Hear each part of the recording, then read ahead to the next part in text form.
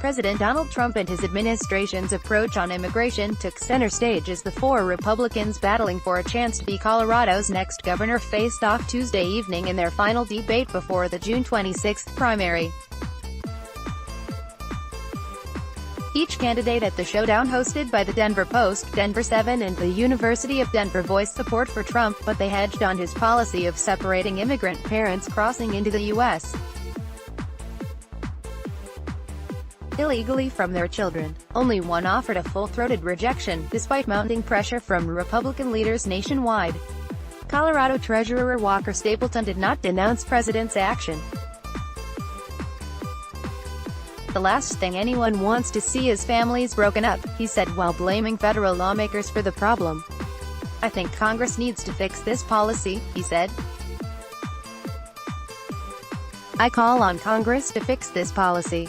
Businessman and former state lawmaker Victor Mitchell took a similar tact, saying, "From a humanitarian standpoint, of course, no one wants their kids separated." But, Mitchell said, "I think the president is on the right track when it comes to comprehensive immigration reform." Former Parker Mayor Greg Lopez said parents are putting their children in harm's way, but he is upset by what he's seeing.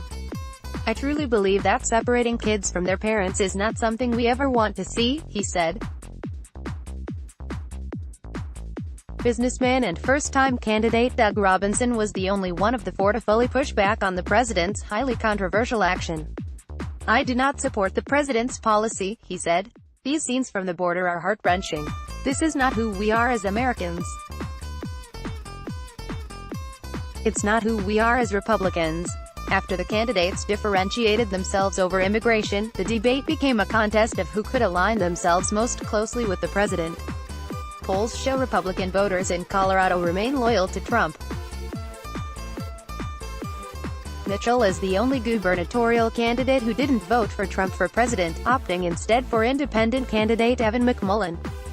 He nonetheless had high praise for the job Trump's done so far, and even said he was most like the president among the GOP gubernatorial candidates, citing their business backgrounds and relative lack of political experience. "I think the president has done by and large what he promised to do, and I support what the president is doing in many respects," he said. "I mean, just take a step back and step away from his demeanor at times and look at what's actually happening." But he expressed concern about Trump's trade policies and damaged relationships with U.S. allies. "I worry a great deal about him getting into a trade war with our friendly neighbors," Mitchell said. Stapleton, who has been tying himself to Trump in television ads, continued his embrace of the White House. "I think it's actually helpful for the governor to work with the president," he said, vowing to still push back against Washington when Colorado's values are at stake. Lopez called Trump a true leader. "I think he is a good role model for children," he added. But he criticized his decision to sign the omnibus spending bill raising the national debt. Robinson said he was a big fan of Trump's tax cuts, but raised concerns about the president's trade decisions, however, saying on that issue he'd stand up and be bold about that. "I think he's done some really great things for Coloradans," Robinson said. The group had different opinions on Trump's repeated claims that the media is the enemy of the people. "I think that's a little bit strong," Stapleton said of the president's take while still accusing Colorado's largest news outlets of having a liberal bias. Lopez said the media is not necessarily the enemy of the people, but advised them to strive to be more fair. "I don't think the media is the enemy at all," Mitchell said, and Robinson agreed. The four candidates all said they didn't support the red flag bill that was rejected by Republicans in the Colorado General Assembly this year, which would have allowed judges to temporarily take away firearms from people deemed a threat to themselves or others. However, they all voiced some support for the idea generally. "I was very disappointed that the Senate and the General Assembly killed the bill instead of trying to amend it," Mitchell said. Robinson thought the measure should have been narrowed. "I think we've seen the Democrats' plan," Robinson said. "The Democrats' plan is to take away our guns." On climate change, Lopez was the only one on stage who said he didn't believe the global phenomenon stemming from greenhouse gases is caused by humans. the candidates did all agree, however, on their dislike for Governor John Hickenlooper's executive order Tuesday requiring Colorado to adopt California-style low-emission vehicle standards by 2025. "This is a mandate for us to buy vehicles we don't need at prices we can't afford," Stapleton said.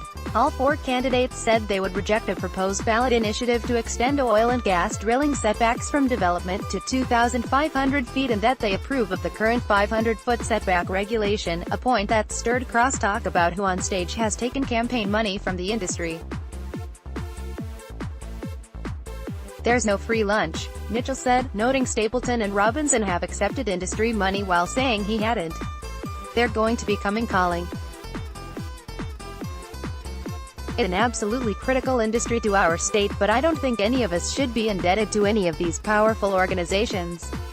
From the debate stage, Stapleton made a naked plea by calling on the oil and gas industry to spend more money on his campaign. "I hope they're listening because it's going to need to be a lot more, so he can win the general election should he face Democratic U.S. Representative Jared Polis in November. "I think it's a little bit disingenuous of Victor to talk about he's not taking money from these other parties when he's investing a great deal of money on his own," Robinson said in a swipe at the millions of dollars Mitchell has given his own campaign. On education, all four candidates voiced their belief that teachers are undercompensated, with Mitchell calling educator pay abysmal and Lopez calling for their compensation to be decided at the local level. Robinson and Stapleton agreed that educator pay is too low and called for greater school spending transparency. "We need to move money from the administration into the classrooms across the state," Robinson said. Stapleton added, "The structure for K-12 education funding is broken. We need more transparency to understand where our money is actually going and why it is not ending up in the classroom." Tuesday's debate followed a Monday showdown involving the four Democrats vying to be the state's next governor. Staff writer John Frank contributed to this report.